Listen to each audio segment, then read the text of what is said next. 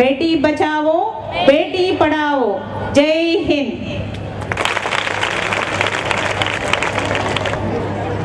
బేటీ బచావో బేటీ పడావో మన గౌరవ ప్రధానమైనటువంటి ఈ నృత్య రూపకం ఎదురు చూస్తూ ఉన్నాము. ఆయన వచ్చే సమయం ఆసన్నమైంది కనుక మనం అందరం ఆయనకి గౌరవంగా స్వాగతం పలకవలసిన అవసరం ఉంది కనుక ఆయన వచ్చేటప్పుడు సెక్యూరిటీ ఒక ప్రోగ్రామ్ చాకౌట్ చేసింది.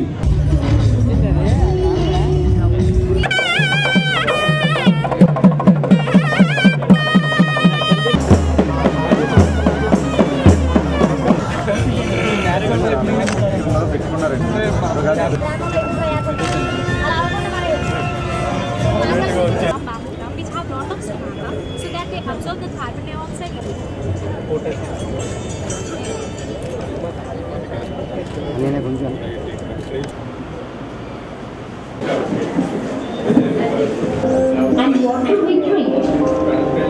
Microbial diseases within their bodies and are transferred to food and water. Contaminated food and water can cause disease in humans. Video screening మీకు మామూలు ట్రెడిషనల్గా ఉంటే ఉంటుంది. ఇప్పుడు ఎంతవరకు మీరు నేర్చుకోవాలి. ఎవరైనా చెప్పేదానికన్నా మనం చూస్తే ఇంకా బాగా గుర్తుంటుంది సార్. లైక్ ఇలా ప్రాజెక్ట్ వాళ్ళ టీచర్ చెప్పారంటే మేము వాళ్ళు చెప్తారు అనుకుంటాం. కానీ ఇందులో అయితే మేము డెఫినెట్గా చూడగలం, ఐడెంటిఫై కూడా చేయగలం సార్. అది మాకు అసలు చూపిస్తారు సార్. దానివల్ల మేము ఇంకా బాగా రివిజన్ చేసుకోవడం సార్. ఎక్కువ marks percentage wise I can't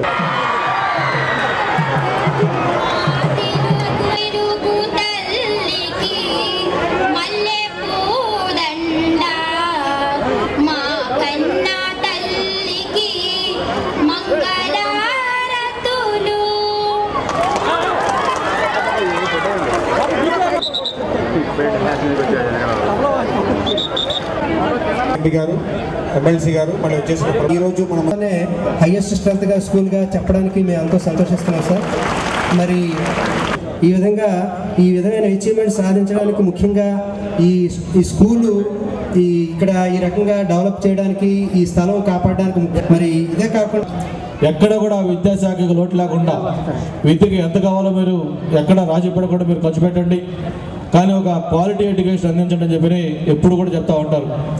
అందుకే గతంలో ఎప్పుడు కూడా బడ్జెట్లో 10% పెంచకపోతే మరి మన ప్రీతి ముఖ్యమంత్రి చంద్రబాబు నాయుడు గారు ముఖ్యమంత్రి అయిన తర్వాత లాస్ట్ ఇయర్ నుంచి కూడా 16.5% విద్యాశాఖకి బడ్జెట్లో కేటాయిస్తూ ఉన్నారు.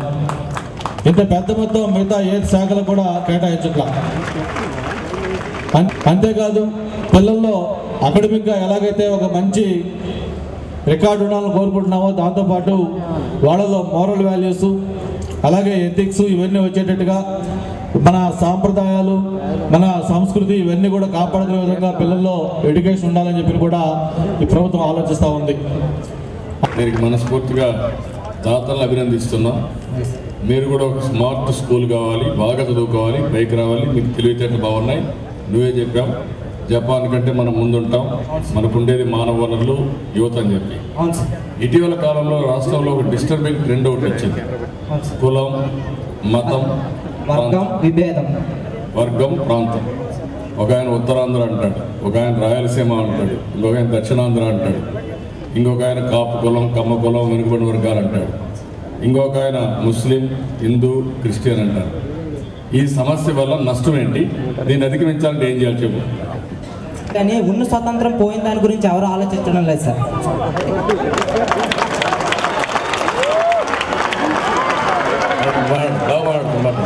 స్వతంత్రం పోయింది అంటే ఎందుకు పోయింది సార్?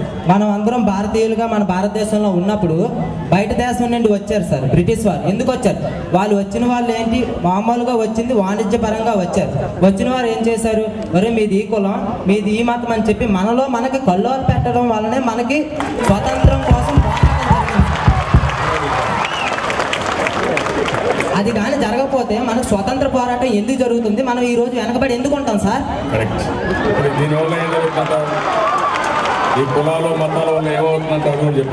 ఈనాటికి కూడా వాటిని మానకపోతే ఈనాటికే కాదు మనం ఏ నాటికి ముందడుగు వేయలేం సార్. చెప్పు నీ అభిప్రాయంగా అందరికీ కులాలకు మతాలకు అతీతంగా మనం ముందుకు పోవాలి. కుల మత వర్గ విభేదాలను ఏనాటైతే మనం నిర్మూలిస్తామో ఆనాడే మన రాష్ట్రం, దేశం, ప్రపంచం కూడా ముందడుగు వేసి అందరూ కూడా ఉత్తమంగా చూపుతారు. ఉంటారు పేదరికమే నిజమైనటువంటి కులంలో ఉన్నవాళ్ళ కులం, లేని వాళ్ళ కులం. పేదవాళ్ళ కులం, ధనిక కులం, రెండే రెండు కులాలు ఉండేది. అవునా కాదా? అవును సార్. చాలా సంతోషం. చాలా బాగా చెప్పారు. పొల్యూషన్ ఏం చేస్తే బాగుపడుతుంది చెప్పు. మనం ఇప్పుడు అన్నీ ఉన్నాయి కదా. కొంతమంది ఒక ఆయనకి రాజకీయ జెండా, ఒక ఆయనకి వ్యక్తిగత జెండా, ఒక ఆయనకి ఏదో ఒకటి చేస్తే తప్ప నిద్రపడదు, ఇవన్నీ ఉంటాయి. ఏం చేస్తే బాగుంటుంది చెప్పు. స్వార్థం విడనాడాలి సార్. ఒక మదర్ తెరీసా ఇక్కడ ఈ ప్రాంతం ఆవిడ కాదు, ఆవిడ ఇక్కడికి వచ్చి తన జీవితాన్ని ఇక్కడ అర్పించారు సార్. ఆవిడలాగా సుభాష్ చంద్రబోస్ అది అలాగా మనకి స్వతంత్ర సమరోధంలోని అందరినీ ఏకీకృతం చేశారు. ఈనాడు కూడా అందరిని అలా ఏకీకృతం చేయాలి. ఏకీకృతం చేసిన నాడు ఆ రోజు ఏం జరిగింది? యుద్ధం ఈ వర్గం కాదు, ఈ వర్గం కాదు, మన అందరం ఒకటే, ఒక దేశం, ఒక తల్లి బిడ్డలం అని తెలియజేసి అందరినీ ఏకీకృతం పరచాలి సార్.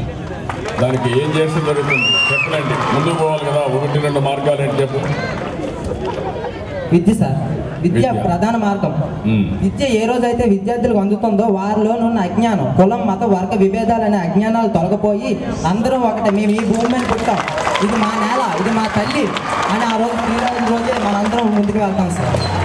చాలా సంతోషం తమ్ముడు, చాలా బాగా చెప్పావు. రియల్గా మనస్ఫూర్తిగా నీకు ధన్యవాదాలు. అందరి నాయకుల్లో, ప్రజలందరిలో చైతన్యం వచ్చినప్పుడు అదే నిజమైన స్వాతంత్రం. పేదరికాన్ని పూర్తిగా నిర్మూలించగలిగితే అదే మనకు పెద్దలు స్వాతంత్రం కోసం పోరాడినటువంటి వారికి, వారు చేసిన త్యాగాలకు మనం నివాళులు అర్పించడం. చాలా బాగా మాట్లాడారు. గుడ్. మా వాళ్ళు ఎవరు మాట్లాడారు.